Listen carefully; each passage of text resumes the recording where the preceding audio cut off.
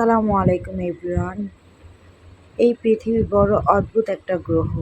এখানে প্রতিনিয়ত মানুষ আসছে যাচ্ছে, যে যার মতো চলতেছে, কেউ কার খবর রাখে না। এই তো সেদিন মনে হচ্ছে এই শহর, এই রাস্তাঘাট সবই আমার পরিচিত।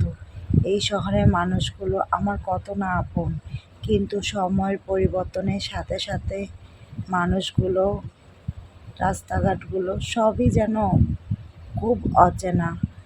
কিছুতেই কোনো কিছুর মিল নেই। না মানুষের মধ্যে মিল আছে, না এই রাস্তাঘাটের মধ্যে মিল আছে। সত্যিই মানুষ পরিবর্তনশীল।